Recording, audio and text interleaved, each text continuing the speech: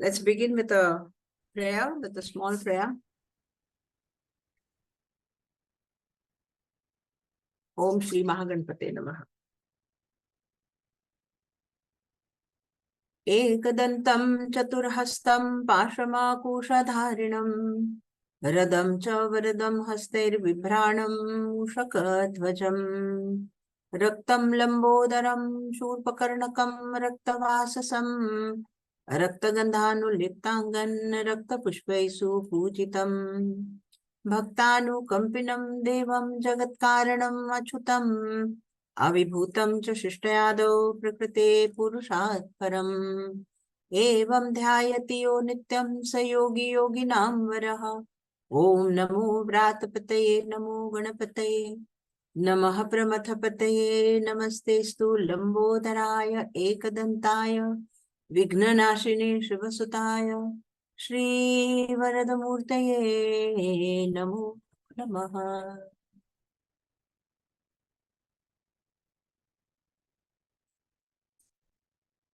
So another beautiful gathering, and it's not a Sunday, it's a Tuesday. I had gone out to the Corbett with a very old dear student of mine, and that's why there was no network there and I couldn't conduct the session. So we are meeting on Tuesday. The topic for today is the he and she of life. You know, it's one of my, again, very favorite things to talk about, and a very, very beautiful thing to understand. The clarity and the certitude with which you understand nature and God. It is with that clarity and certitude that you can lead a fearless life, free from suffering, and be liberated from your own hassles, shackles of life, you know. So at the onset of spiritual living, it's very important for us to understand what is Paramatma, what is this Jagat, what is this entire world about, and what is Prakriti. The he refers to Paramatma and the she refers to energy, his power, you know, his power. He and she are not different, they are the same, you know. However, the facets are different, their utility and application in the world is different. Paramatma, as we address as he, it's only for our convenience, as we address as he, is the unmanifested, you know, unmanifested, fathomless, and absolutely the power that does not move. It is just there. And it sustains everything else that is there as manifested in the universe. If we talk about our individual body, he is there and that's why we are there. He is there, that's why I am there. He's there, that's why my mind is there. He's there, that's why my intellect is there. He's there, that's why I am who I am. And whatever I am in all my functioning, the power behind all of this is him. And yet he is unseen, he is unmeasured. You can't even measure. You open the human body and you don't know where is Paramatma residing. You can't even measure him. You can't even see him. You can't even, that's why we call it fathomless. The word fathomless means it's incomprehensible. You can't just understand, you know, the size, shape, and the nature of him. Yeah. So Paramatma, to our easier understanding, you know, to our very easier understanding, if I imagine him to be like a ball of sun or like a ball of energy, like a ball of fire, you know, he is constantly there, and this fire and the radiance of this fire, the sun and the radiance of the sun is constantly there, pervading all the universe. He is constantly there, pervading all the universe. And everything is sustaining in him, everything is working because of him. Yet, everything is not him. You know, it's like in the sunshine, a plant is surviving.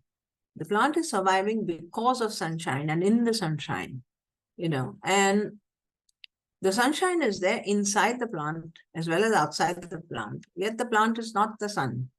The plant is not the sun. Similarly, Paramatma is residing outside of us and inside of us, and yet I am not Paramatma. It's like that. A part of him is there in me, all the functions of my body. Every cell of my body functions because of Paramatma, yet I am not Paramatma.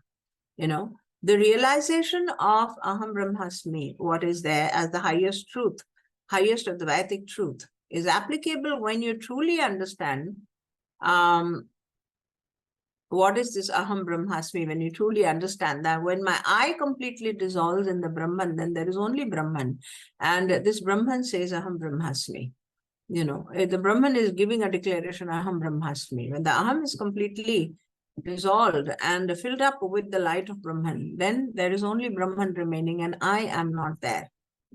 So let us understand the whole creation process from the onset, from the beginning, and then understand this he and she in my life outside and in my life inside of me. Okay, so this is what I'm visualizing as a ball of fire or a ball of sun or energy, is a movementless, no motion there, and fathomless potential in unimaginable possibilities that come out of him.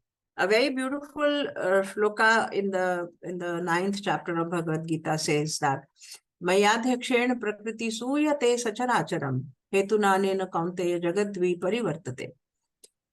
Mayadhyakshena prakriti, in my adhyaksha, in my supervision, personal supervision, prakriti is suyate sacharacharam. Suyate is a beautiful word that says it's constantly flowing out of me. Now this is, you can spend your lifetime contemplating on this statement. Suyate sacharacharam. It's constantly coming out of me and constantly being created out of me. If you imagine a ball of fire or a sun, I have a very small picture that I'll share with you, a diagram that we did when we did the Bhagavad Gita, chapter 9. When you imagine this ball of energy, let's say yellow in color, and there's an outer border to this picture, which is like orange in color. Okay, so there's a constant eminence and the constant creation process that is happening out of this yellow consciousness. And the orange, which is Prakriti, which is the elements, the trigunas, the elements, and all the material aspect of creation. It is constantly creating innumerable orange entities. I'll share the picture, then the vision will become more clearer to you.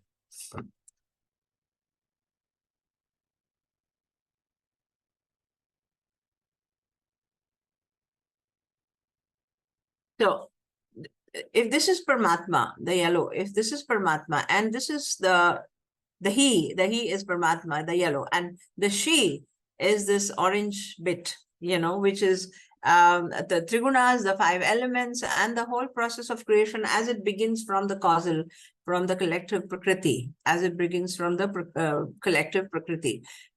The Suyate Sacharacharam talks about constant beings are being produced here. You see these orange droplets coming out of this entire source of creation. All of these orange droplets are like you and me, like all the trees, animals, and everything, and they're constantly being produced. There is a yellow in this orange. In every orange bit, there is this yellow, and it is sustaining in this profound yellow, which is all over. Outside of me, suppose I'm this orange drop. Outside of me, also there is yellow, and in fact, all these orange droplets are surviving in that fathomless yellow. They cannot survive without that yellow. So there's a yellow inside the orange, and there's a yellow outside the orange, and all of this is in constant movement. What we call the timeline. This is in constant movement, and this is in constant change. It's in constant change. It is in transition. All these orange droplets are being produced by the yellow, and they're in constant change. They're in constant movement. And it's almost like there is a creation, sustenance, dissolution, and involution process that is constantly happening. They're moving in timeline, and they're progressing, and they're changing, and they're again dissolving, and they're again going back into the source. And this process, this entire process of Prakriti is what is, the game of the he and the she, I say, the game of the he and she, creating life This is what is life. This whole process of creation, sustenance, dissolution, and involution is what life is about. Okay, so in this picture here, it becomes easier to understand that there's a yellow all around, there's a yellow within each of these orange, and there is this entire source which we call Paramatma. For our easier understanding, this kind of a picture helps to you to imagine. I'm stopping the share here, let me talk.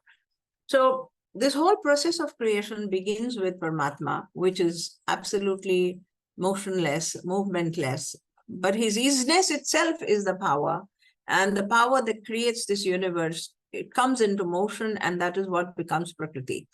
The unmanifested Prakriti, that means at the beginning when this power gains movement, when Paramatma gains movement, the unmanifested Prakriti creates, the trigunas and creates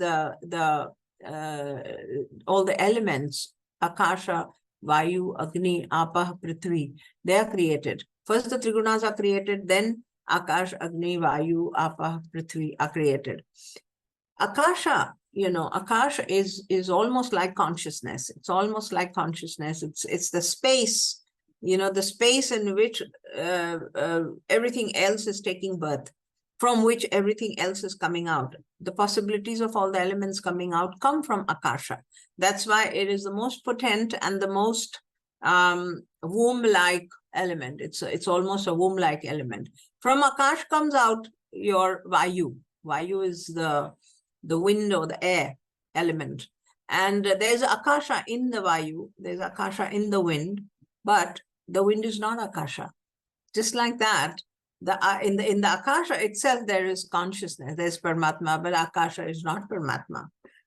So Vayu is born to Akasha, and Akasha is there in the Vayu. And then fire is born to the wind, and then there is Akasha and Vayu in the fire.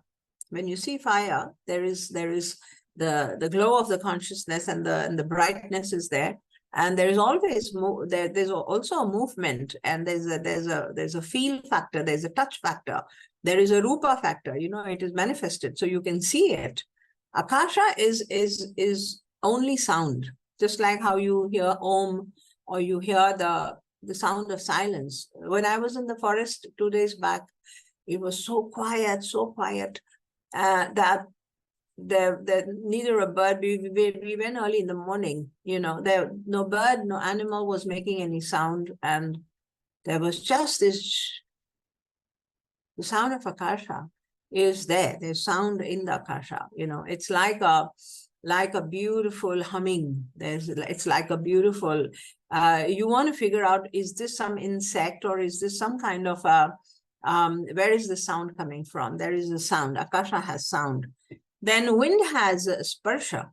Sparsha means you can feel wind on your cheek, you can feel wind on your body. There is sparsha. So the tanmatra of Akasha is sound, and the tanmatra of wind or Vayu is sparsha. Yeah. Then to the wind is born the fire. You can see fire. There is rupa. The tanmatra of fire is rupa. You can see the fire. You can feel it. You can see it, you can hear it. Fire has all the three tanmatras of sound, sparsha, and rupa, right? From the fire comes apaha, or water. Water has another tanmatra, rasa, taste. You can taste water. You can't taste fire, but you can taste water, yeah? And also it has the rupa, you can see water. Also it has the sparsha, you can feel water. And also it has the sound. When the water is moving, there is sound to it. So all the 4 tanmatras are there in the water. And from that comes out the earth, or the Prithvi, which has all the 5 tanmatras. The Prithvi also has smell. It also has smell, gandha. So the gandha is there in the earth. The rasa is there in the water. The rupa is there in the fire. Sparsha is there in the wind. And sound, or the tanmatra of this thing, in the ether, there is there in the ether. So all these tanmatras are there in the earth, which is the grossest and which is the manifested form of the entire creation of the earth element, creates the solid. the solid form of whatever you see. So all these 5 elements constitute the creation, and the creation is powered by the she. It's powered by the she. The moving energy within these elements and the creation entirely, including me, you, all the plants, animals, everything, moving energy, or what we call prana, Shakti, is the she. And sustaining this energy, seeing that suyate sacharacharam, the movement, seeing that it's in movement, seeing that, supervising personally, mayadhakshena prakriti suyate sacharacharam. Its power is just seeing everything is functioning flawlessly. That is Paramatma. So we are asked to recognize this fathomless power, which does not show itself. We are asked, as spiritual seekers, we are asked to recognize this power of Paramatma through all the forms that you worship. Whatever Devi Devtas you worship any form of a Devi, any kind of a Vaishnav, Shaivite, or any kind of a Ishta Devata, whatever you worship, you are contacting the Paramatma directly. You're contacting the Paramatma directly through whatever mode of worship you are following. There are tribals who worship trees. There are tribals who worship a stone which is there in the village as a Grama Devata or a Sthana Devata. And there are all kinds of things you see in the world. People are into various forms of belief and faith. All of this takes you to Paramatma, because that is truly worshipable. For highly evolved people, all of you sitting over here who are very highly evolved people, you must understand that the substratum and at the core of all the creation, it's Paramatma alone and nothing else. And this Paramatma is worshipable. And because we wish to see him in certain form, we are creating all kinds of worshipable deities and worshipable things that allow us to reach him and allow us to contact him. All right. So the he and the she equation, it works so beautifully that the more you think about it, the more you contemplate on it, and the more you kind of investigate, inquire deeper and deeper and deeper, you understand that there is only the he and the power of the she that makes life happen, When you talk about your own system, when you talk about your own body, as a micro universe, our body is a micro universe, and all of this functioning outside in the world is a macro universe functioning. And the explanation of how he and she works is the same for the micro as well as for the macro. It's in fact, the macro is in fact a huge projection of your micro status, So the 3 levels of our existence, the gross body, the Sattva body is your man, buddhi, chitta, ahankar, your entire antakarna, and all that is subtly moving in your body. Even your energy comes in the subtle. When you talk about prana, when you talk about energy, your body's energy, there is a part of the body's energy that can be felt, and we put it normally in the gross existence. For instance, the breath can be felt, the pulse can be felt. Yeah, the temperature can be felt. There's a lot of energy that can be felt, and that is normally put into the gross body. And there is a lot of energy that is so subtle that it cannot be felt, and we put that into the subtle body. And this subtle body energy is what makes the subtle body function. For instance, your mind, your intellect, your ego, and your memory, and the entire working of the mind, all the layers of the mind, all the 3 levels of the mind of conscious, unconscious, and the higher conscious. All the levels of the mind are working. The fuel with which everything is working is the energy, and the energy is sourced from Paramatma. Give it a gap, give it a pause to understand that everything is functioning with energy, and energy is sourced from Paramatma. When you understand this, you understand that he and she are playing in our system. They're playing in our system inside and playing in our system outside to give us the kind of life that we are experiencing. And the fathomless miracles of life. Everything is a miracle in your body, don't you think so? You're surrounded with miracles all the time that you can automatically awaken in the morning. It's a miracle. How you go to sleep at night, it's a miracle. You know, how the body functions, how you feel hungry, how you eat food and how the food gets digested and how it is excreted out of your body and how that food is getting converted into energy and how this energy is again functioning into your body and mind and brain. And what automated system, your whole body is an automated system, and this system is working flawlessly day and night, day and night, day and night, taking you through the timeline, Suyate, taking you through the timeline to the process of, I was explaining a small girl yesterday, day before yesterday. There's a bud, the bud opens into a flower, and the flower again wilts and goes back. And the existence of that flower is gone and recycled, and another bud opens up and flowers and then wilts again. And it goes on and on and on. Life goes on and on and on.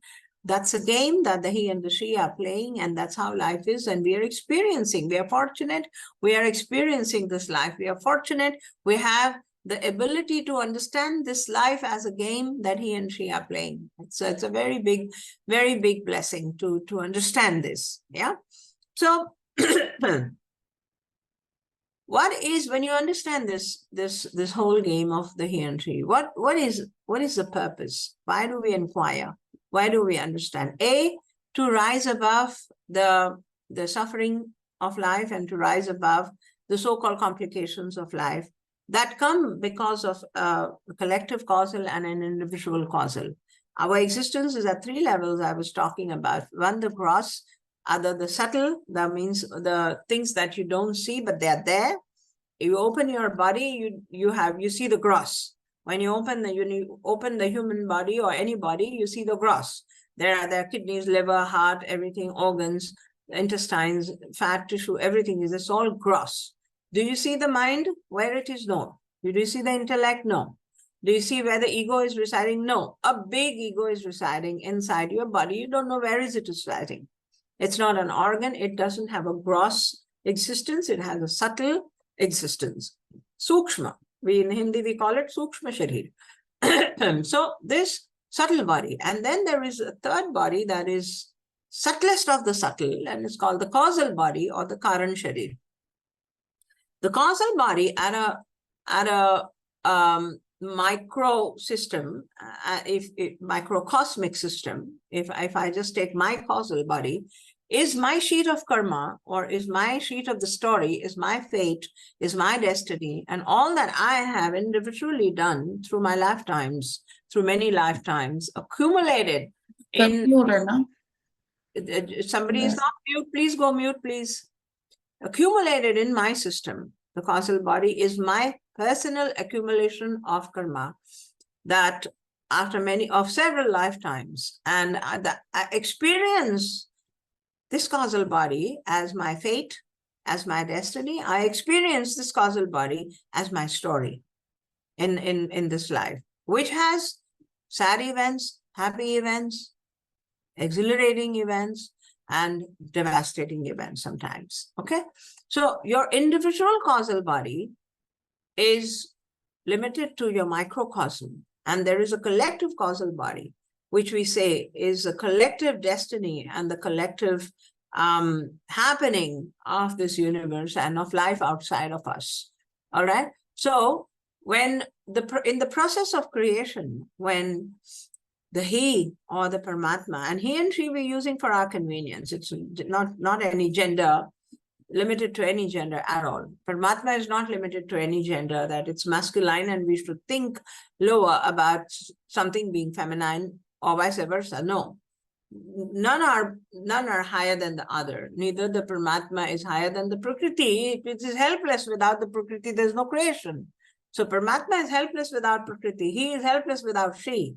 And she does not get the power without he. So both are incomplete without each other as far as creation is concerned. As far as this life is concerned, both are incomplete without each other, and both cannot create, sustain, and play this entire game without each other. Okay, they are the facets of the same coin. They are, one is in movement, the other is not in movement.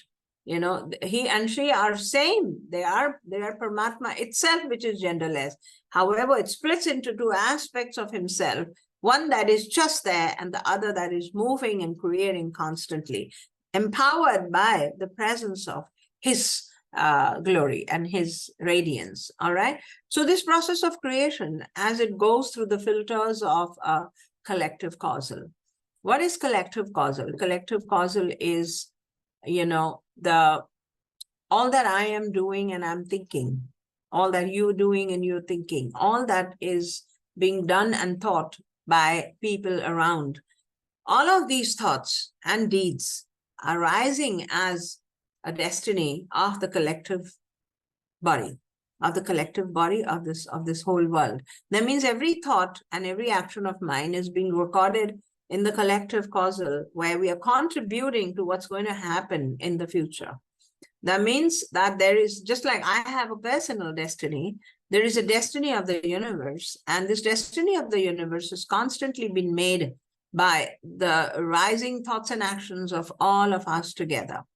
So if there are good things happening in the universe, as in inventions coming, conveniences coming, life becoming more comfortable, life becoming more easier, all of this is due to the collective destiny, collective thoughts and collective actions of all of us. Similarly, when there are devastations happening, catastrophes happening, disasters happening, they are also happening out of the thoughts and deeds of all of us together. So there is a collective causal and there's an individual causal. Who is empowering and manifesting this causal? The power of consciousness and the she, the energy, which is she. The energy that moves in our body, what I say she, is ensuring that it penetrates into every cell and enlivens every cell and makes his presence in our body workable. She makes his presence in the body workable. That means she allows and she facilitates the glory of his presence in our body everywhere. Similarly, the whole manifested Prakriti, as you see it, the glory of the Prakriti that you see, the sun shining through the trees and the shimmering on the water surface and the beautiful gleaming eyes of all the beings, and the beautiful tweeting of all the birds and all of the nature that you see in full life and in full glory is a matter of the power that is coming from him and the functioning of she, in nature. All right. So there are some points that I have written down for, the he and she factor that I will read out one by one and explain to you also side by side. So there are a lot of messages here. Let me read this. Yes.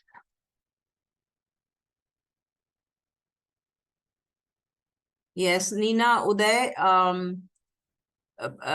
please send me a message on, because the chat gets over when the meeting gets over and then I would have missed this number. Okay, so please send me a message on my number to add you to the Mahaganpati group. I'll do that. Yes, even Netri Desai. Yeah, just send me a personal message, then I'll do that. Madhurima also. I think Madhurima already added, but we'll do that. Girls here, regular girls here, please note down these numbers and add them to the Mahaganpati or message me. All right, so some pointers that I've written here for the he and she factor. This is based on the chapter 9. Most of it is chapter 9 teaching of the Bhagavad Gita. For all of you who are new to the forum, and we have the Bhagavad Gita 6 months course, which is recorded and put up on our portal, and you can purchase the whole course if you feel like going through all the lectures. All the 18 chapters are taught in detail and everything to the T. The whole course is recorded. You can purchase it. Also, there are other courses which are there. If you feel like doing something, you can get in touch with me. So the first point says, why do we do this study? We study because we want to attain wisdom and release ourselves from suffering. If you want to uplift yourself and come into wisdom, come into light and release yourself from suffering, then you have to understand the function of the he and the she, and you have to understand how your own creation is happening and how you yourself are creating the suffering that you're undergoing. All right. So helplessness, from helplessness, arriving to understanding, deep understanding, from deep understanding, arriving to acceptance, and from acceptance, arriving to healing, and from healing, arriving to complete annihilation of suffering. It's a step-by-step progression of how one uplifts and, brings himself to a point of complete acceptance and complete pressureless or weightless living. All right. Could you repeat this, please? Sorry? From helplessness to this last part that you said. Helplessness to? Yes, helplessness to understanding, from understanding to acceptance, from acceptance to healing, from healing to uplifting and liberating from suffering. Yeah? Thank you, Ma. Yes. So all limited beings are contained within Paramatma. This sentence, all limited beings are contained within. We are all limited beings. The physical is limited. The soul is not limited. The physical is limited. All limited beings, plants, animals, we have limited life cycles and then remolded into another life, etc. All these limited beings are sustaining in the unmanifested Paramatma. We are sustained in the unmanifested Paramatma. Paramatma is not limited by them. So there is the law of cause and effect that is functional in the manifested Prakriti. The law of cause and effect is your karma law. This is functioning, and according to this law, it's a flawless law. It's like a video game. I always say that the law of cause and effect is like a video game. You do a mistake and you're out and your points are cut. And you do something and you gain points. It's like you're playing a video game, you're playing life. It's just like that. The law of cause and effect is flawless. You can't interfere there. You can't interfere there. The things that you do are getting registered, and all your karma points, plus minus points, are being constantly added, subtracted, and you get consequently, you get the life that you're leading. So the cause and effect law is flawless and is functional through all your lifetimes, So what you're experiencing is basically what you have created. Irrespective of whether it's good or bad, it's what you have created in your causal body. And your causal body is so self-monitored by the soul inside. It's self-monitored. The human being is a self-monitored, independent, flawless machine where there is no error, and it is bound by the law of cause and effect. That's it. It's a flawless machine by which absolute automatic manifestation of what you have accumulated is happening, and there is no interference from outside. It's automated. The soul himself, Brahman himself, Paramatma himself is sitting in the core monitoring. What I'm saying for the outside universe is also applicable to the inside universe. That in his adhyaksha, that means in his personal supervision, Suyate Sacharacharam, Prakriti is constantly creating. Also true to your microsystem. All right. So this needs to be understood. You need to understand deeply that what you are experiencing in your life, you are creating it, and you have created it. Nobody else outside needs to be blamed for it. We are constantly creating it. Okay. So Paramatma is the source of all existence. Therefore, when people worship other gods, any gods, they are actually worshipping Paramatma in his unmanifested form. Whatever puja, archana, bhakti you do to any god and goddess, Western, Eastern, any cultural, or even in the crudest of the form, even if you're worshipping a rock or a tree, all of this worship and energy that is generated out of your worship, the love that is generated out of your worship, is going to Paramatma. And he sanctions whatever he sanctions. Okay? So we are advised to turn our actions into prayers and offerings to him. Why are we studying this subject? We are studying this subject so that we understand the processing of our life, what's happening to our life, what is creating our life, the source of creation. And when I understand the source of creation, then I understand about how the life is functioning, and that will absolve and kind of take away all the misunderstandings from my head, all the blames that I'm having in my head about the outside, that are erased. And that helps me to cultivate love for this Paramatma in my heart. So when I develop love for this Paramatma in my heart, I'm able to dedicate all my actions and everything that I'm doing, to him. So we are advised to turn our actions into prayers and offerings. Vinamrata aati hai, humility aati hai. When we understand the functioning of the universe and the functioning of the he and she, then you are humbled and you understand that there is nothing that actually I am doing. There's actually nothing that I am doing. Your ego is a functional instrument of Maya, and it's a trump card of Maya that keeps you wheeled and keeps you away from knowing the truth about the he and the she. The ego is a functional unit of your system that keeps you wheeled from the actual functioning of the he and she and makes you believe that I am doing this. I am doing this and I have to do this. And the doership comes out of the strengthened ego. The strengthening of the ego also is powered by the he and she. The energy is powering, and energy is coming from the him. So Paramatma, with Paramatma's sanction only, energy is penetrating into you and enlivening your antakarna. So even your ego is powered by the he and she. And it comes into a misconception that I am the doer, I am doing everything. Actually, Prakriti is doing everything inside you. Prakrite kriyamanani gunehi karmani sarvashaha. Ahankar vimudha atma kartahaviti manyate. Ahankar Vimudatma, you're ridden by the ego, and it considers himself as the karta, as the doer. Whereas Prakriti is doing everything as per the gunas and as per the accumulation in your causal body.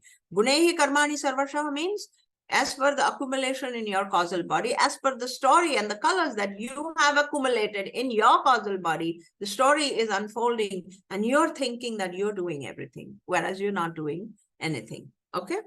So we are advised, okay, we are asked to pour our love for Paramatma into all our actions. Therefore, when you are humbled with this information and when you truly understand, for all those of you who truly want to grow spiritually, you must consider learning the scriptures, penetrating, focusing in investigating into the scriptures. What are the scriptures? The scriptures for us people who are not gone through the Gurukul system and studied the Vedas. For us, the word scriptures would mean Bhagavad Gita, would mean the Upanishads, from where all the wisdom and knowledge is pouring out, coming out, all right? The study of Upanishads, we have in a new course called Deepalankar starting from 14th of January and goes on for 6 months, every Sunday class, every Sunday morning class, the way these classes are happening, it will happen. And going into 4 Upanishads. In 6 months, we'll cover 4 Upanishads that take you to, it's like Upanishad is like going to Gangotri. You all of you who are into healing, many of you are into healing, you've been speaking about prana, you've been speaking about the Om, you've been speaking about the pranava and the causal body and all. Where is this information coming from? This information is coming from the Stotra Upanishad. It's all coming from the Upanishads.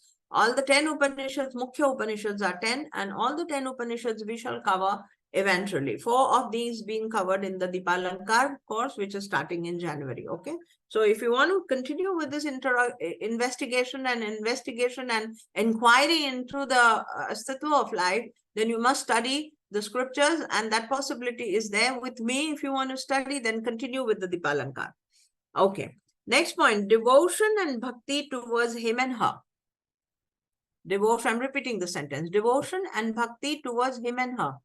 That means understanding Paramatma and understanding the Shakti, understanding the Devi, understanding the goddess, understanding prana and the energy that you feel as love in your heart and as the gushing source of everything in your body. When you develop devotion and bhakti towards him and her, they are easier means of obtaining liberation. You get liberated. You get liberated from what? I'm not talking about cycle of liberation from, the birth and the death. We're not talking here about that. Liberation first from your mind and suffering.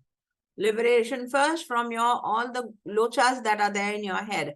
Liberation first from all the questions that are there in your life. Liberation from experiencing adversities and oscillations of the mind. That would takes you to this side and throws you that side, and that gives you experiencing pain in your life. Liberation from all of the oscillating events of your life, all right? So devotion and bhakti towards him and her is easy, are easier means of obtaining liberation, easier than performing rituals or penance or renouncing the world. This is astounding. That means self-inquiry and understanding and the study of the he and she itself will liberate you. It is far more better than performing rituals or penance. If you're performing rituals and penance without any inquiry, without Jnana Yoga, we spoke about it in the last class. I spoke about how important it is to have a combination of Karma Yoga, Bhakti Yoga, and Jnana Yoga. Again, this is the same calling. It says that if you're performing rituals and worship, it's good. It's good. It's better than not doing anything at all and becoming completely ridden by the ego and completely denying the source of existence. It's much better than that. However, blindfold rituals and worship without inquiry into the events of life and without inquiry into understanding what is Jagat, what is Paramatma, and what is the self. Who are you? What is this that I call Ishvara? And what is this that I call the world? Vedanta deals with these three inquiries, with these three subjects. You understand the world, you understand Paramatma, and you understand yourself. And then it arrives at a pivotal point, at a point of zenith where all the three come together, and then you realize Brahman. The Advaitic truth is a realization. It's not something to be spoken about and cannot be intellectually put into your head. It cannot be put into your head. You have to follow the paths recommended by our seers, and all the three yogas in customized to your own personality. Some people need more of Bhakti Yoga. Some people need more of Jnana Yoga. Some people are okay with Karma Yoga dominance in life. Eventually, a Karma Yogi develops Bhakti. Eventually, a Bhakti Yogi starts doing everything for God, so he's a Karma Yogi. And eventually knowledge dawns, and knowledge is sprouts from within. And the know-how of everything in the universe comes into everybody's head. Even though he may not be per se a formal Jnana Yogi reading the scriptures, but a Bhakti Yogi, when he reaches the apex of his Bhakti, Jnana comes into him. Similarly, a Karma Yogi at the apex of his Jnana and Bhakti both come into him, etc. They merge, all the three yogas merge to a point of apex, okay? So, Paramatma is the ultimate cause of the universe. Everything is sustained by him like the wind is in the space.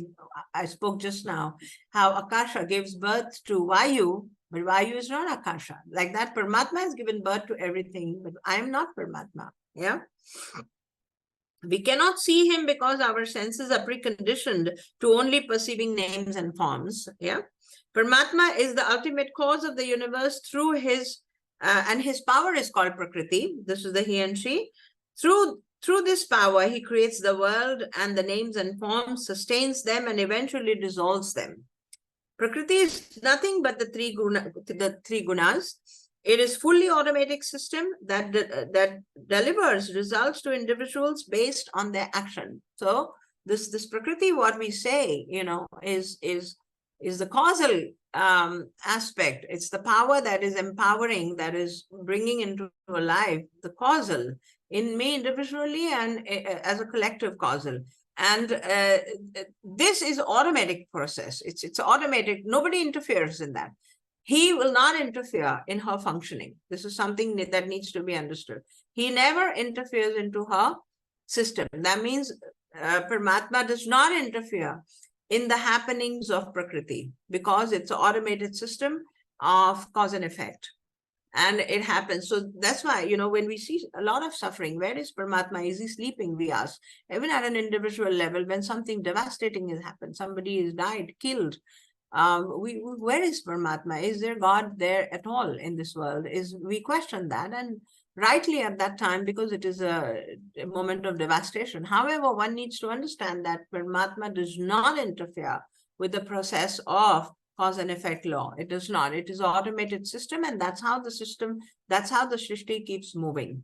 Everything, when you look at that particular point in timeline, it might seem unreasonable and unfair.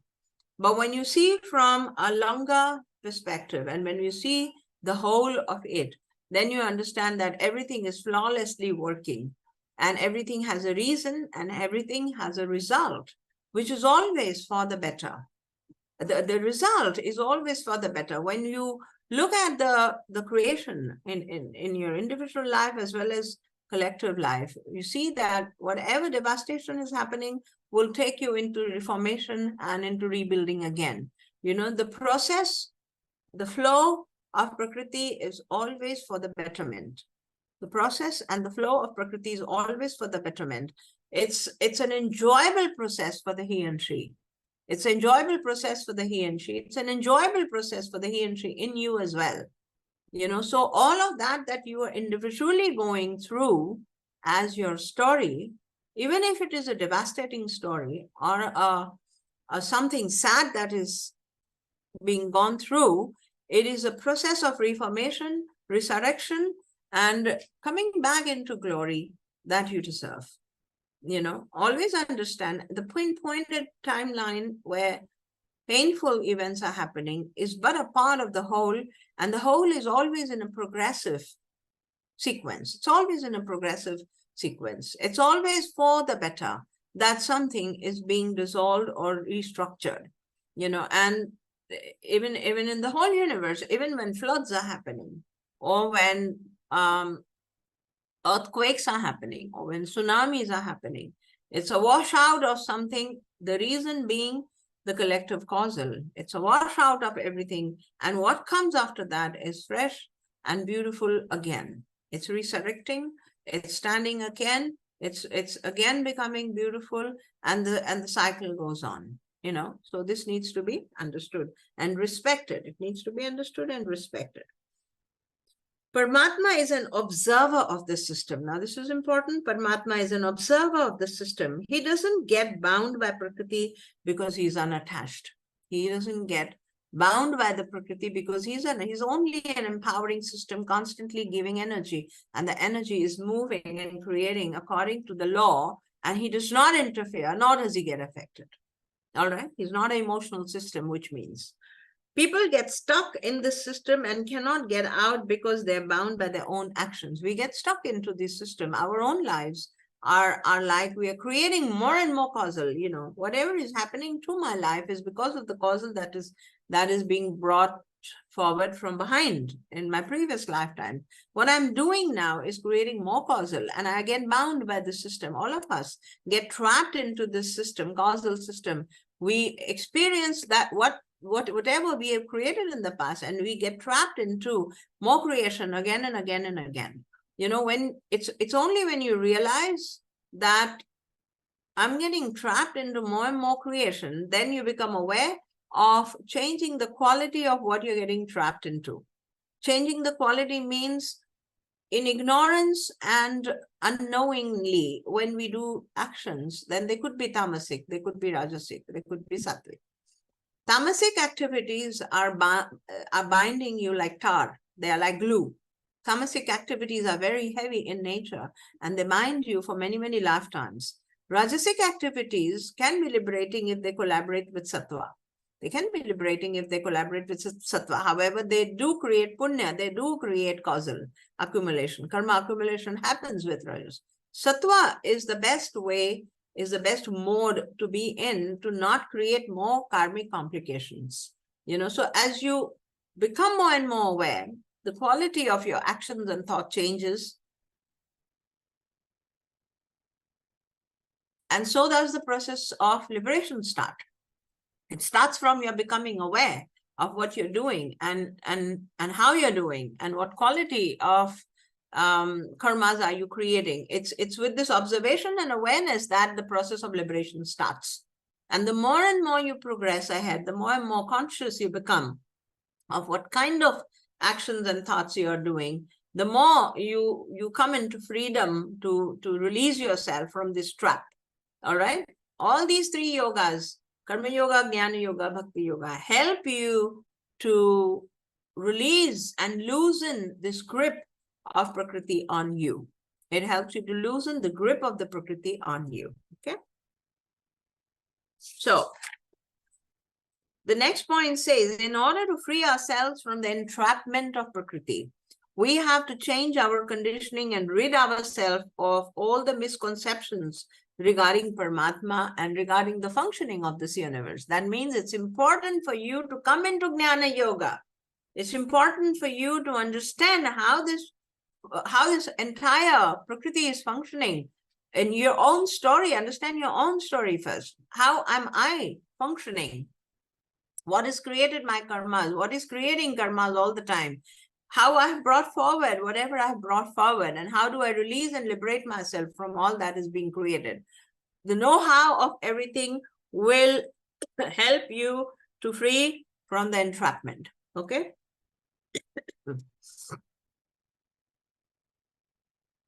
The easier way to get out of entrapment is to develop bhakti.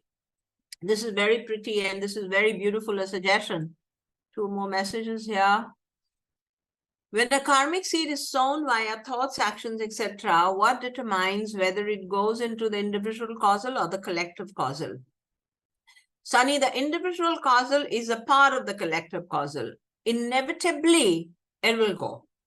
Suppose I am taking a hot water bag to give heat to my body. There is heat generated in the outside also. It's generated in the outside also. Whatever goes on in me is going on out of me also. All right. So it's not that it's going to individual causal without going to the collective causal. No. And it's not that it's going to a collective causal without going into the individual causal. No. Both the things happen simultaneously. Yeah. So what I am doing will influence your reality. Yes, in the you long run are as well. constantly influencing the reality, Sunny. Yes. Yes. That's right, Mani. Thank you. Okay. So I'm reading this again. The way to get out of entrapment is to develop bhakti. Love. Bhakti means what? What does bhakti means? Love. Love for what? Love for that Paramatma which is motionless and emotionless. How can you develop love for Paramatma, which is motionless, emotionless, and just there and empowering all the good things and even the bad things in my life? How can I love that Paramatma? When you know the fathomlessness, and when you know the capabilities, and when you know the vastness, and when you know the abilities of Paramatma, when you investigate into every action and everything that is happening in the universe, then first you develop your awestruck. First, you develop a kind of oh my God feeling. Then you develop love because you understand the minusculeness of your existence, and you understand the minuteness and the detailing of how this motionless and emotionless Paramatma is functioning without moving. It's functioning through Prakriti and creating minute details in the Prakriti inside you and outside of you. Then you develop love. You understand, when you understand that things are happening for my good, and when you understand that this emotionless and motionless Paramatma is the doer, is the true doer in me, and then you develop love for that Paramatma. Okay. So developing bhakti, how does one develop bhakti? By Jnana Yoga, also to read the stories of people, of saints and noble people. When you read stories and you understand inspirational stories that give you, inspire you, and take you into faith more than no faith. There are a lot of things in this world that take you away from faith. You hear the news channel continuously for a couple of days, and you will stop, developing any kind of faith on anyone and anybody. You stop believing in the world, stop believing in the goodness, stop believing in good values, stop believing in good living. You will stop believing that there is anything at all in this world called God. So associate yourself, susangati, associate yourself with good people, with satsangis, read scriptures and books that inspire you and help you to investigate into the know-how and substratum of everything. And to develop bhakti, one has to filter the sensual inputs for sure. You have to filter the sensual inputs for sure and not allow into your senses that which is taking you away from faith. Arguments and unnecessary talks of people that are taking you away from faith are not required. That motivates you into giving yourself, surrendering yourself, into melting yourself, moltening yourself into that beautiful thing called Paramatma, will help you to cultivate bhakti in your heart. All right. And actions, like I said last time when we did the talk on bhakti yoga and meditation, physical actions like putting your head down, kneeling down, or to do a namaste and to close your eyes and maybe keep your hands on the heart and have an inner communication with this power. Once you know the science of how Prakriti is functioning and the science of God, then you don't need anyone to explain or convince you about God. Then you yourself will investigate and arrive at your inferences. You know, your own body, your own mind, and your own intellect is a laboratory in which you can investigate and inquire. Okay? So, is to develop bhakti. I read a beautiful line once, understanding that it's the same hand that plays both sides of the chessboard, helps us drop all notions of good and bad, which only leaves us with a sense of awe for the infinite. Yes, absolutely beautiful, Sunny. This is what you're encouraged. You're encouraged to read things that they're awe-striking, and they take you more into the investigation of God and finding out more about what Paramatma is about and this power that is the galactic power that is controlling the galaxies. You need to investigate and question. Only then will you develop bhakti. All right. So the way to get out of entrapment is to develop bhakti. Constantly meditate upon Paramatma as the cause of everything. Jnana yagya. Constantly meditating. That means when I read something, for instance, what Sunny has written just now in the chat, when you read something like this, then you just close your eyes and you meditate on that line. You read a beautiful line somewhere, just meditate on that line. Just contemplate on that line. Meditate is not the right word. Contemplate then on that line. Nididhyasan, Shravana Manana Nididhyasan. Yeah. So you hear something, you do manan on it, contemplate on it, and let that seep into, assimilate into deeper levels of your understanding. All right. That is the way to cultivate bhakti. Constantly meditate upon Paramatma as the cause of everything. Perform actions in service of the Lord. Whatever you are doing, try to dedicate all of that to God. Whatever you're doing, you're an accountant in an office, you're a service provider, you're doing something, you're a cashier somewhere, whatever mundane to obtain, whatever jobs you're doing, try to dedicate all your actions to Paramatma and for the love of Paramatma, and with the dedication that I may be revealed your truth more and more. I may be revealed the truth more and more. If you have that deep desire, that deep seeking to see the truth or experience the truth, then Paramatma makes everything possible for you. Okay? Perform all actions in service of the Lord. Look at God in all objects, people and situations through pointers. Look at God. Look at Paramatma in all the objects. Yeah. Yo mam paschati sarvatra sarvam cha mai paschati tatsyaham na pranashyami sa cha me na pranashyati. This is a shloka I used to really love when I started my journey with the Bhagavad Gita. It's a yo mam paschati sarvatra. Those who look at me in everything. Then I look at all the things around me and I understand that consciousness is there, that is functioning. I look at a plant, I look at a tree, I look at the sea, I look at the river, I look at the mountain, I look at whatever is there around me. I see the Paramatma is functioning through all of this. Yomam paschati sarvat. Sarvam cha mai paschati, and sees everything in me. And we all are being sustained in him. That figure, that diagram that I showed you just now, that the yellow is penetrating in me and functioning in me. I'm also sustained in that yellow. That means that there's Paramatma in everything I see around me, and we all are being sustained in Paramatma. Yo mam paschati sarvatra sarvam cha mai paschati. That you see everything functioning in me. Tatsyaham na pranashyami sacha me na pranashyati. That person will never forget me and I will never forget him. This is a promise that consciousness is giving to you, that if you look at me in everything and look at everything functioning in me, then you will never forget me and I'll never forget you. This is something so profound. It's the best wedlock I can ever talk about. That you're in a constant wedlock with God, and that's such a beautiful thing to experience. Yes. So Paramatma takes care of desireless devotees by giving them what they need. This is something very beautiful for all of you who are full of desires. Okay. Krutides, that's beautiful. Thank you. He takes care of desireless devotees by giving them what they need at the right point in their lives, including food, shelter, wealth, knowledge, and a teacher. And a teacher. This is so important. Why are you here on this forum? Because you felt we want to hear Ma say something. And maybe that one word or that one sentence can open the lock in your head. Something that just penetrates deep into your heart. This sentence says he takes care of desireless devotees. Now, what is desireless devotees? Yes, the realization or recollection, I would say recollection is so overwhelming. Yes, Netri, that's right.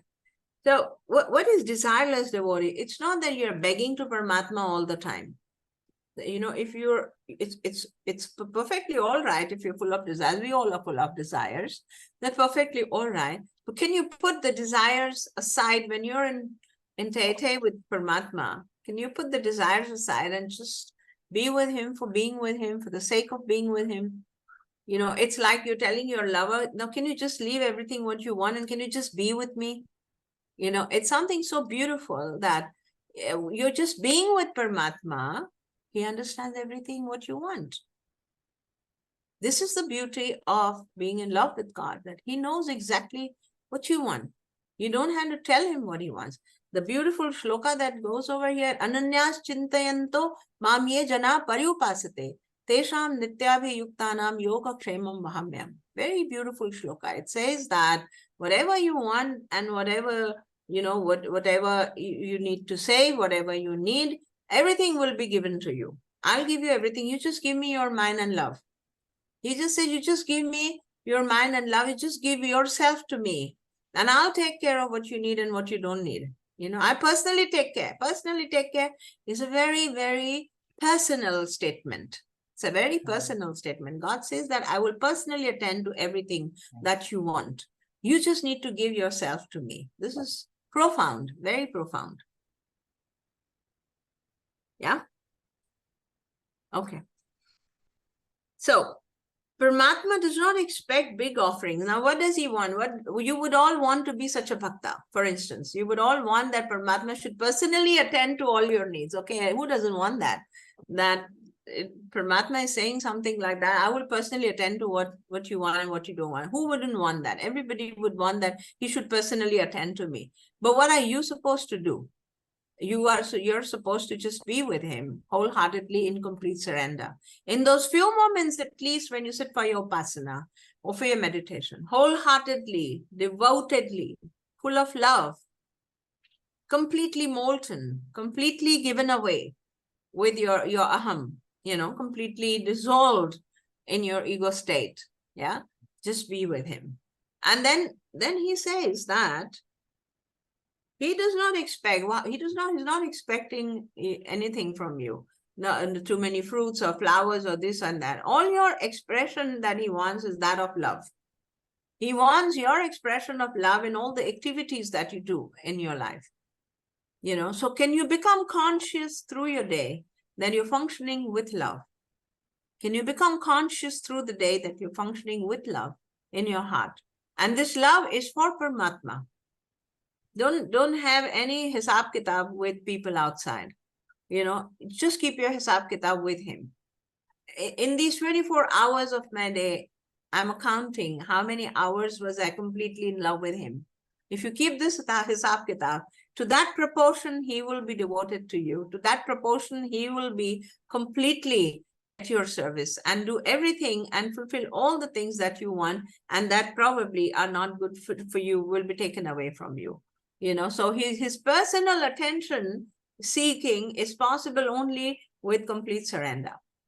It's the proportion with which you are surrendering, to that proportion, he gives himself to you. Okay?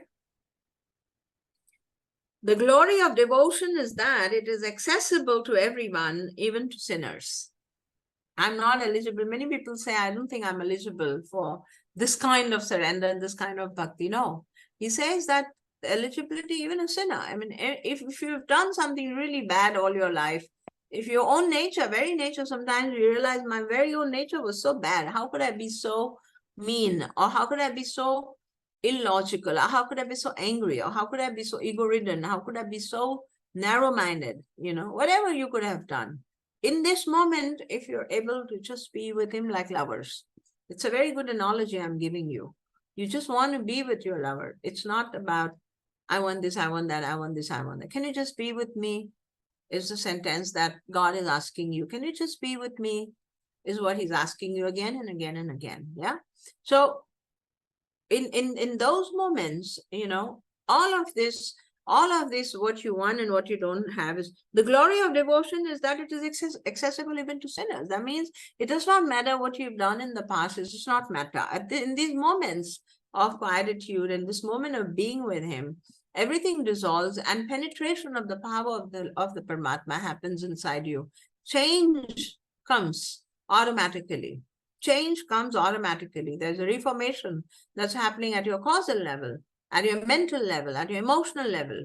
Accept it, and you need to know this, that whoever I am, whatever bundle of imperfection and whatever bundle of blunders I am, he still loves me. And my journey can start from now. My journey can start from now. I sit with him, that's it. In your upasana, in your meditation every day, just give yourself to him completely. Okay? So the glory of devotion is that it is accessible even to sinners or everyone. There is no qualification to begin the path of devotion.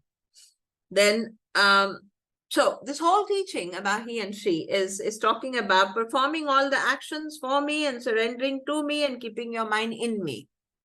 I'm reading these three things again. Performing all actions for me, that means Paramatma, or he says that perform all actions for me. Surrender to me and keep your mind in me through the day. Keep your mind in me through the day. When this happens, then the beautiful equation of the he and she is in alignment, perfect alignment in your body. And that gives you you know, the sense of being in yoga. All right. Now, technically speaking, like I said, that energy is the she, and she's functioning. On his behalf, she's functioning. And the power, unlimited power, fathomless power that is there in this energy is coming from Paramatma itself.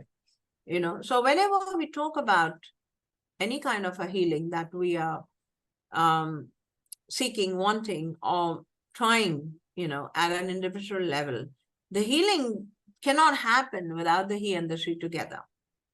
The energy can be maneuvered, can be, you know, directed, can be taken to any area of suffering, be it at a physical level or a mental level in your body. But the sanction and the supervision is always done by him or Paramatma. You know, so there is no healing that does not understand the existence of Paramatma.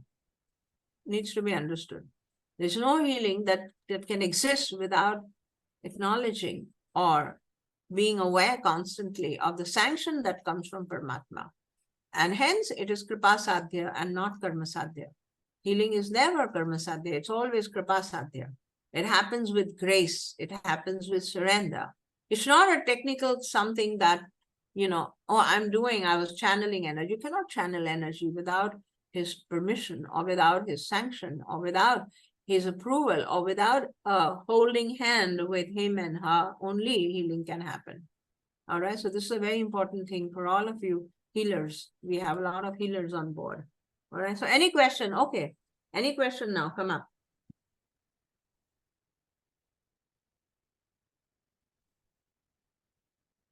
Everybody's gone to sleep? No, no, ma, awake. No, Very much ma. awake. Very much No, ma, awake. we are wide awake. A weekday, so the thoughts are slightly scattered all over. Mhm, Ma, yes, can I I- ask? Very awake, ma, and beautiful, just listening. Ma Pranam Kashmira here.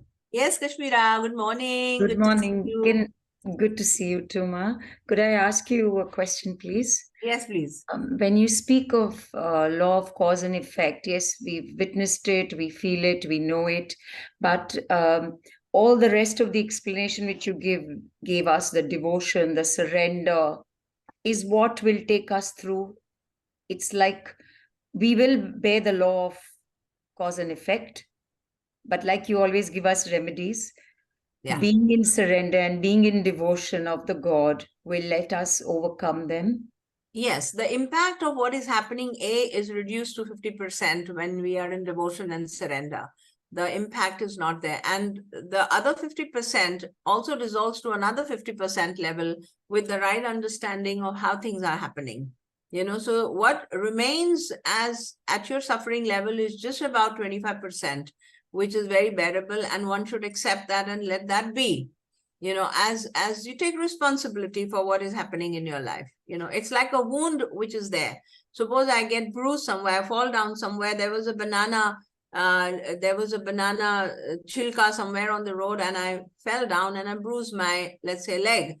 I start abusing the person who threw the banana peel there. B, I say, why the road is made so horribly that it's bruised my leg very badly. Then I start abusing the person who's walking with me. Couldn't you see the banana, this thing and peel and tell me that there's a banana? Then I come inward, oh my God, this is really paining. So the whole experience is blown 10 to the power of 10. When our attention is outside and completely in non-acceptance that I've fallen down. An aware person, when he falls down, becomes aware that he's fallen down. Oh shit, I've fallen down. And that itself cuts out that 10 to the power 10 has gone, where there's no acceptance of people around at all. Then comes that, okay, I've got hurt on the knee, let me just bear it for some time. Acceptance. Then you pray a little, or you do some remedy on it. You either put a malham, or you say a mantra, or you give some healing. Again, 50% has gone away, pain has gone away. So what actually remains is just about 25%, and that with acceptance you can bear. You have to bear the calamities and events of your life, but the suffering can be avoided. Suffering can be avoided. That can go with proper understanding and calming down. Yeah. Thank you, Ma. Ma, this is Nirmi here, Ma. Yes, Nirmi, how are you? I'm doing very well, Ma. Aapki kripa hai, Ma. Hanji. Ma, I had one question. I have a very close family friend who lost her 23-year-old son last year. And they are a very, very pious family. बहुत ज़्यादा पाठ पूजा करते हैं and literally have never done anybody any harm. She's unable to get over the grief of it all, I understand. So अगर आप बोलते हैं कि everything that is happening for a larger good for sure, but what blessing can she see right here, right now, Ma? I mean, in all of this. Well, for her, it's an irreparable loss, and for her, it's something that no Jnana Yoga can put the malham on her. It's very difficult. Only prayers can. So your first part of your narration, what you said, they're very pious people, never done anything wrong to anyone. Hanji. Does not interfere with the law of cause and effect.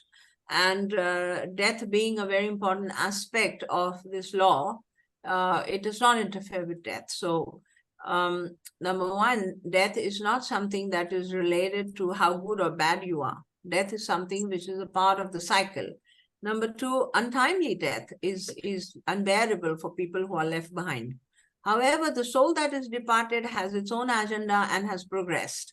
Whether the death is timely is in our head. What is timely death? And what is untimely death? Timely death, we think that timely death is if the person has lived his life fully, lifespan fully, 80 years, 90 years, 100. We call that timely death. And untimely, if death is death, it's neither timely nor untimely. And it is ordained as per the destiny and as per Paramatma and the functioning of this law of cause and effect. So any death, even if it is an infant dying or an adult or a sub-adult dying, it is death. It is not timely or untimely. And the death means the death of the body and the reformation into another body. So when you look at it from a larger perspective, it's happening. However, because of our attachment and all the emotions that are connected to our dear ones, it's a unhealable and a very, very painful thing to digest. Very painful thing to digest. The loss of someone very dear is a very painful thing to digest. And so we are not expecting her to understand the Jnana Yoga, and Yes. this time will heal, prayers will heal, support from friends like you will heal. Just Thank being with her, as if you are sitting with her in the facet of Paramatma. You sit with her. May God heal, let the God in you heal her more than anything else. She is Yes. incapable in her emotive self. She's incapable of sitting even with God at that moment. She can't. They deny God. People who go through such losses deny God. There isn't any God anywhere, I believe. They say Yes. so, yeah. So it's our duty and function, those who are close to her, to sit with her as if God is sitting with her. Yeah. Yes, ma. Yes, ma. Thank you, ma. Thank you. I believe grace is given even when we pray for others. So it boils down to karma of the ones requesting healing as well. Yes, that's true, Sunny. Absolutely right. The person praying seems more lip service and lacks the faith, but the person requesting healing cannot heal the other until the person is really ready to accept that grace. That's right, Madhurima. It's right, absolutely. Bilkul theek hai. I believe QHHD addresses this by using hypnosis to snap the one requesting healing out of. Yes, Sunny, all the modalities for that matter, all the modalities for that matter help you to uncondition. Suffering happens more with conditioning. Sometimes I often tell this to my coaching students. I often say this, whenever you experience pain, even when someone dies or someone near and dear is hurt or going through a critical situation, you experience pain. Whatever pain you experience because of what has happened is just a little part. It's very deceptive. The pain is not belonging to that event. The pain that you experience digs out from the unconscious a lot of pain that is pending to pent up or went out. So, for instance, if I get hurt on my leg and I'm crying because of the pain, this becomes a nimitta, this becomes an instrument for which a lot of other pain that is waiting to be vented out is coming out from inside. Or siskiyan le leke main ro rahi hu, for instance, you're sobbing incessantly, and a lot of pain is coming out for a reason which is just instrumental. So even when you go through fights with your dear ones, you're fighting with your spouse or with your husband or whoever, then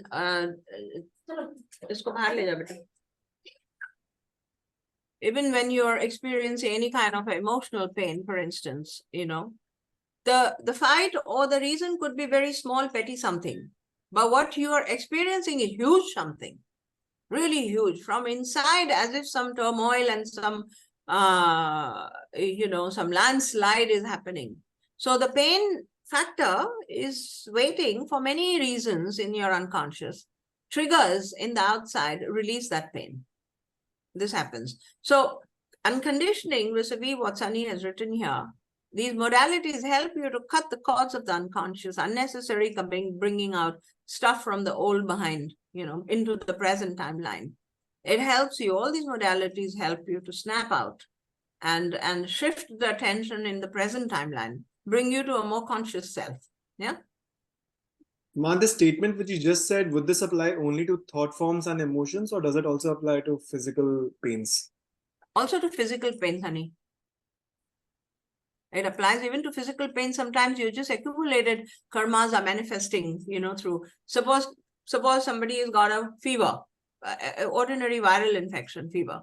The pain that he is experiencing in the body could not be related just to that viral infection. It could be something manifesting from the old past and coming out as joint pains and this pain and headache and whatnot. Get it? But this is Madhurima. Yes, So Madhurima. if someone really doesn't want to heal, want to just hold on to past events, and how do you help them? And that's what I was asking. You can't help them. You can't help them, Madhurima. That's what, okay. However dear he or she is to you, you can't help someone who doesn't want to be helped or doesn't want to be healed. You have to leave the suffering itself to prompt. The suffering itself will prompt the person to come out of that trap sometime or the other. So it's not like we pray for them and like that You will should kind- pray for them. Our inner circles, our only freedom and our only right is to pray for them. In your inner circle, your own children, husband, spouse, brother, sister, mother, father, you Yeah. know, when they are not receptive to healing, you can pray for them, and prayers definitely help. Definitely help. Thank you, Ma. But my resistance to healing is going to manifest at two levels, conscious and the subconscious, right? So if someone is coming to you for healing, but they are in conscious denial, can't you use hypnosis to help them in that sense, in that particular You can case? make them receptive with healing, and that's what we normally do as well. Even when hands-on healing, for instance, is done, the person is made to relax and taken into a more transcended state. To open receptivity, transcendence is very important. So transcendence can happen with hypnosis, it can happen with autosuggestions, it can happen with counseling. Transcendence can happen with many tools. Okay. Ma, may I ask a question here, please? Yes? Who is this? Nidhi. Yes, please.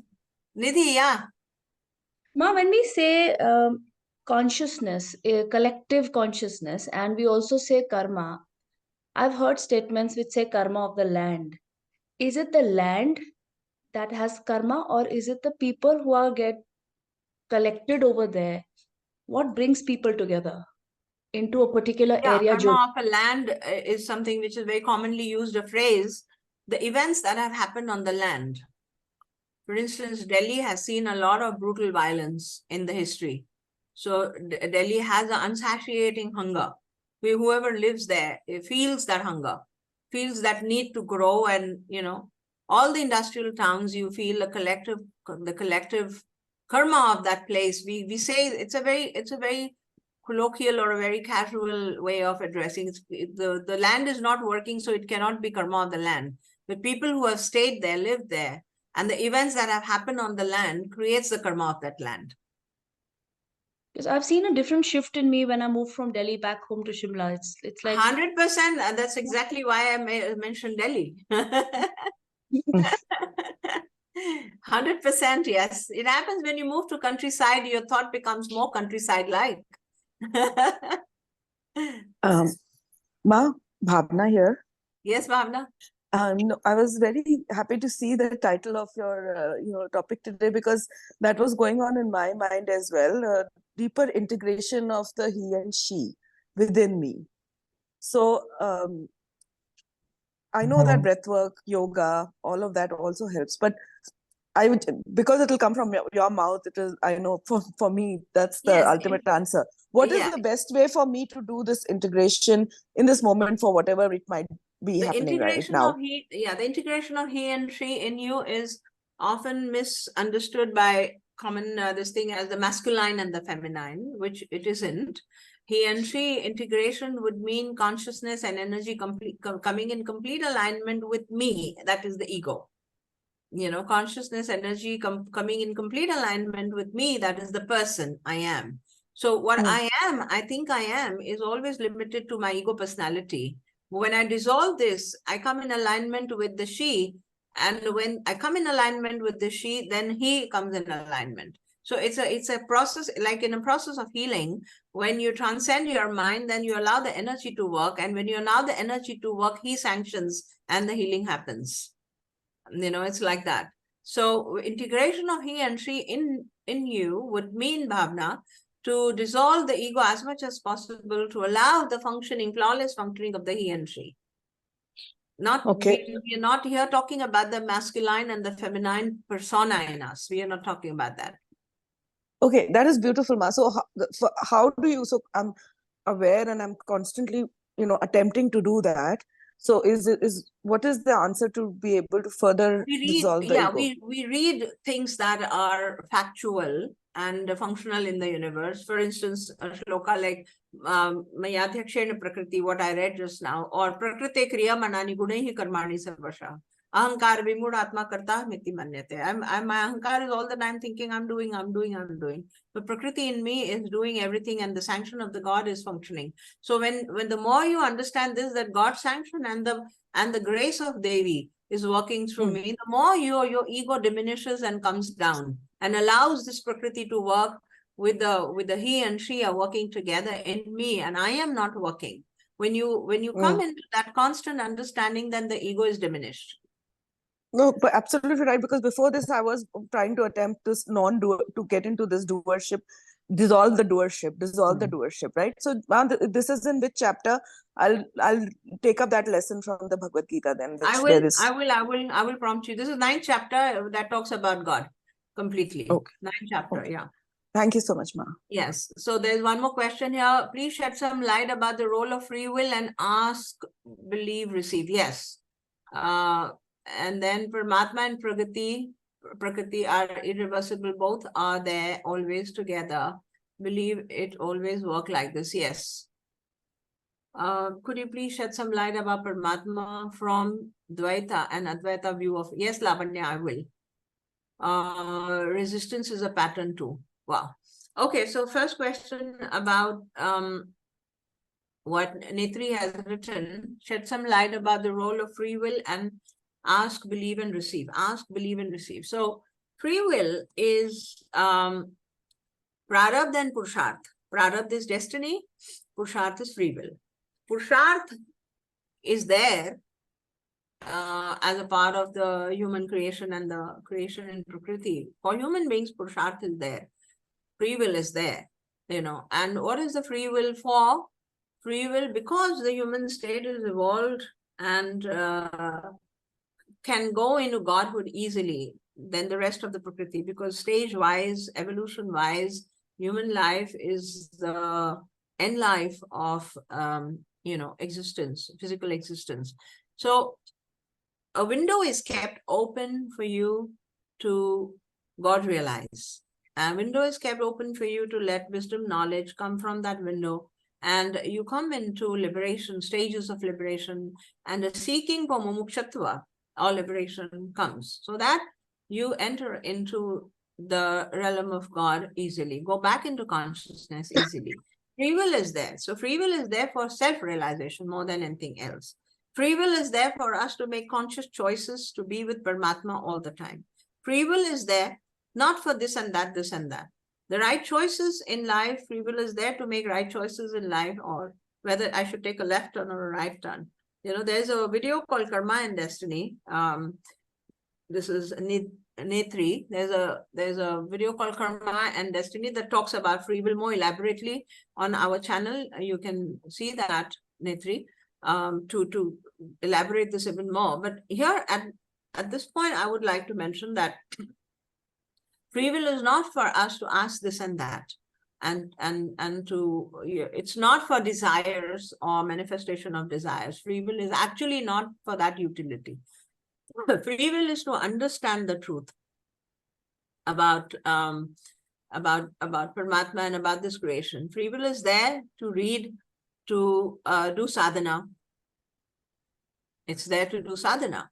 In fact, I was telling one girl yesterday that free will is there, but when you look at it from a very higher perspective, 10th floor awareness, free will ki application bhi kripa sadhya hai, karma sadhya nahi hai. That I must take a walk to reduce my weight. I know that in my head.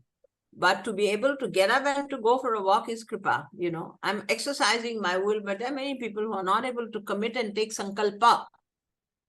Even to take sankalpa, kripa is required. To fulfill the sankalpa also, kripa is required. To be able to think that I need to take my sankalpa also, kripa is required. Correct? So from the highest perception, free will is the will of God only, nothing else. Yeah. But yes, from the second floor understanding and ground floor understanding, yes, we must make an effort to exercise our free will and do our sadhana. And the grossest utility of free will is to ask God for this and that, and manifest money and manifest love in my life, and all the things which are nothing but another equations of incompleteness. All the manifestations in your life will take you again into the into the world of incompleteness. Only the realization of the truth and Paramatma itself can give you completeness, nothing else. But yet we ask for God, for money, for abundance, for opportunities, for seva, for this. I want to do something really fantastic in the world. For what? To achieve a name, fame, something. Again, that's not going to give completeness. You know, when you just track the whole equation of what you want, you will arrive at a point where you want happiness and eternal joy and incessant blissful living, Satchidananda. That is what you want, whether you want to be rich or you want to be with a lover, or when you want to get married, or you want to have a child, or whatever your desires are. The end result of that is that you want to have some kind of a joy that never goes away from your heart. And the fact is that none of these fulfillments are going to give you that kind of joy. They will create more karmas, more beautiful circuits of experiences, more lifetimes, in fact.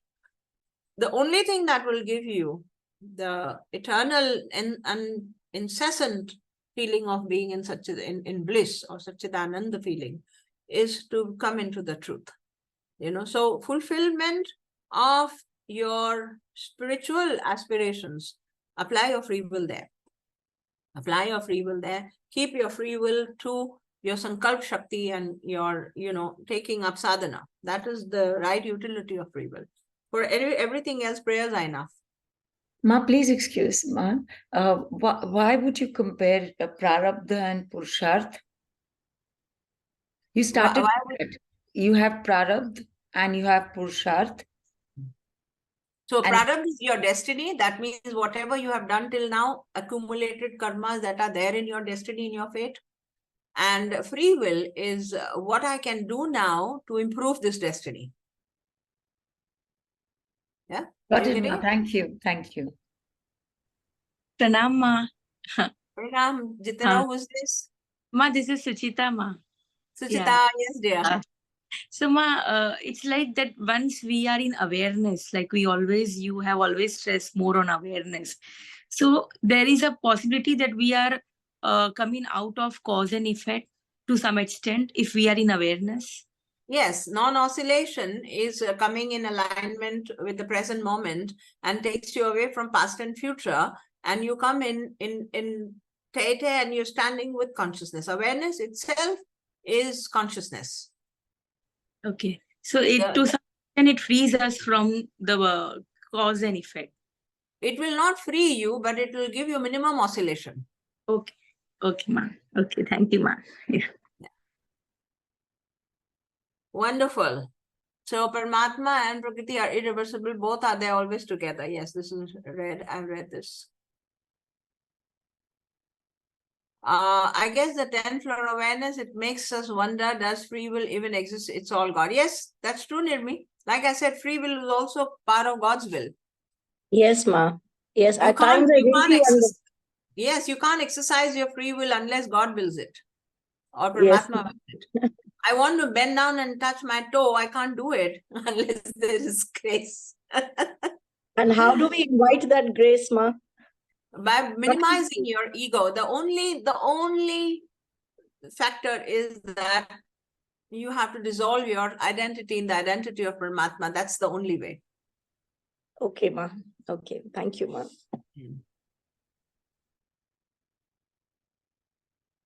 Wonderful. So that's beautiful. Shall we do a little small bit of meditation? Ma, can I ask a last question, please? Yes, please. Who's this? This is Amit. Amit, yes, good morning. Pranam, Ma.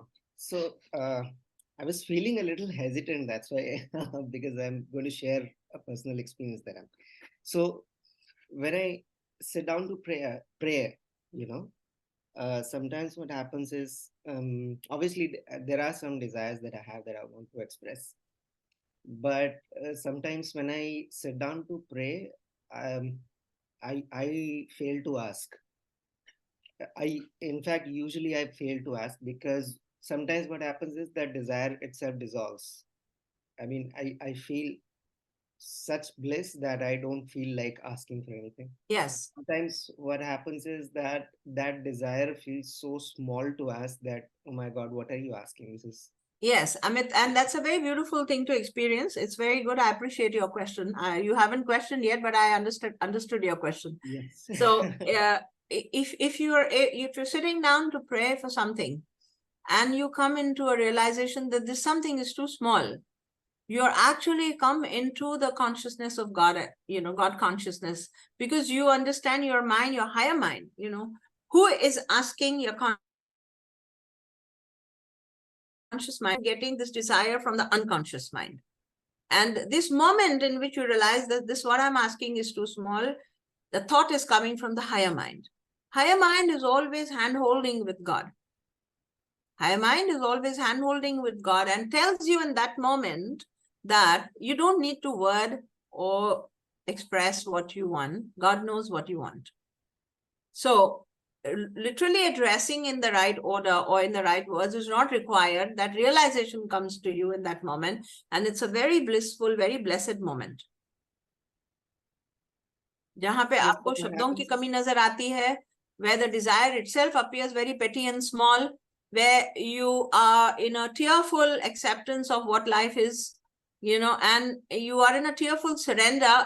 Okay, if this is meant to happen, let it happen, otherwise not.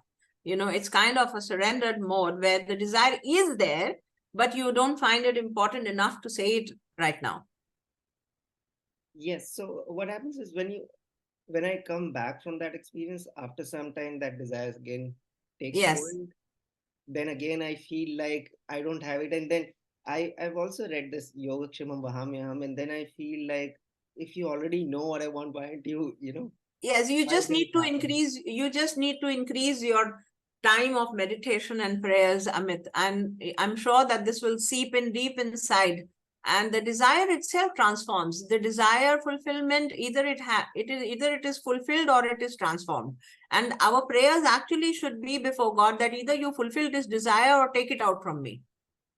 Our prayer should be this, is either you fulfill this desire or take it out from me, or transform it that I am without the load of this desire in me.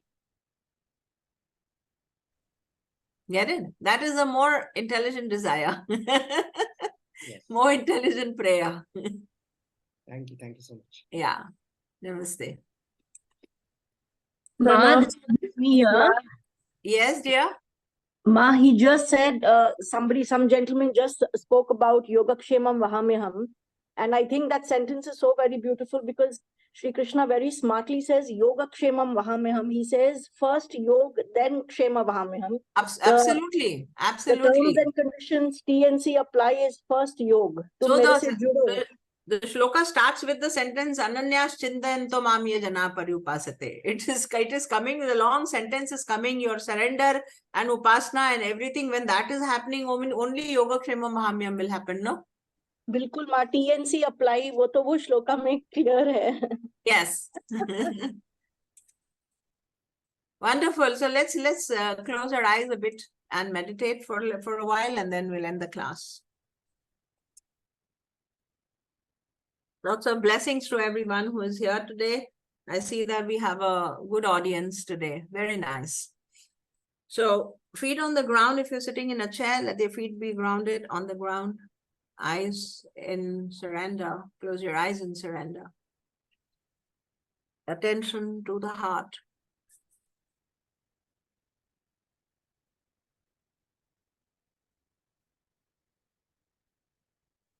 You can stop your breath for a moment after your exhalation.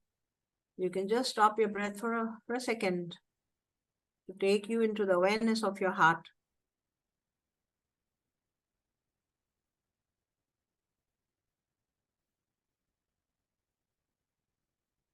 Look at yourself as a small, tiny person walking through the chamber of your heart, deep into arriving at a beautiful lighted space.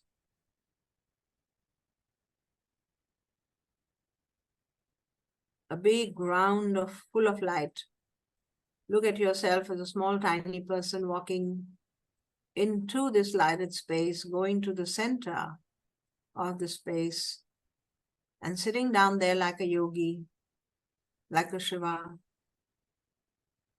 smiling countenance, face is beautifully glowing, gleaming with joy, and there is a beautiful smile on your face. You're sitting there like a yogi, surrounded by light, sitting in the light, and a beautiful, strong pillar of white light is showering on your head from above. At this moment, you're being nurtured by the light, in the light.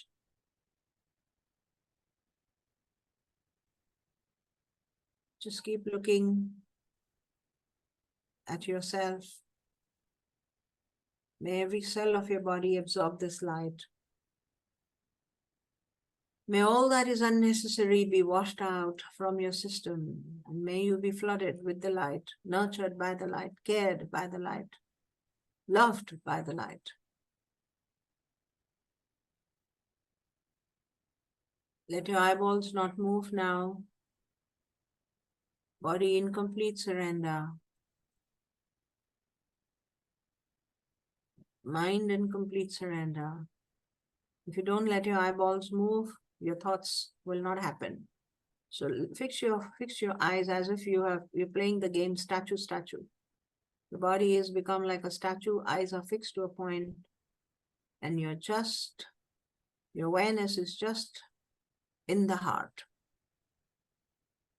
Enjoy the peace, enjoy the quietude, enjoy that absolute no thought moment, no activity, in surrender like a child,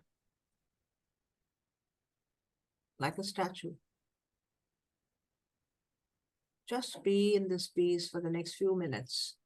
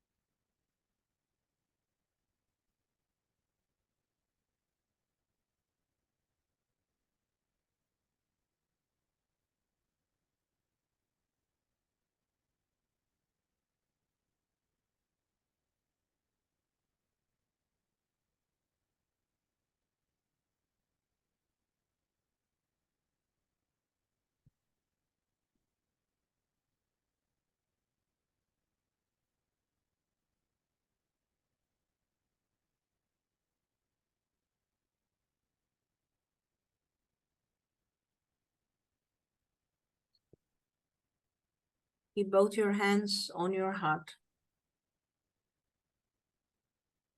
Be in gratitude, deep gratitude for all the guidance, wisdom, knowledge, and opening that you're receiving. To all your teachers, guides, mentors, parents, to all those who have brought you to this point of evolution, expressing deep gratitude to them, and to your soul, to the Paramatma that is sitting inside you, for this awakening, for this reasoning, and for taking you this ahead into the self-inquiry. Deep gratitude to this beautiful gathering here. Rub your palms together, wipe your face. Cover your eyes with your palms and then open them and come back on the screen with me.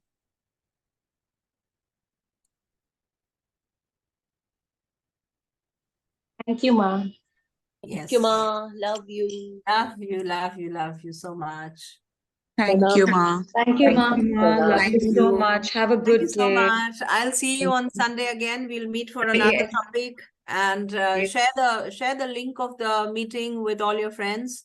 As long as these free sessions, open sessions are happening, let everybody benefit and come on the forum. Yeah. Thank you so much. Love you all. Lord, see you next you, Ma. Sunday.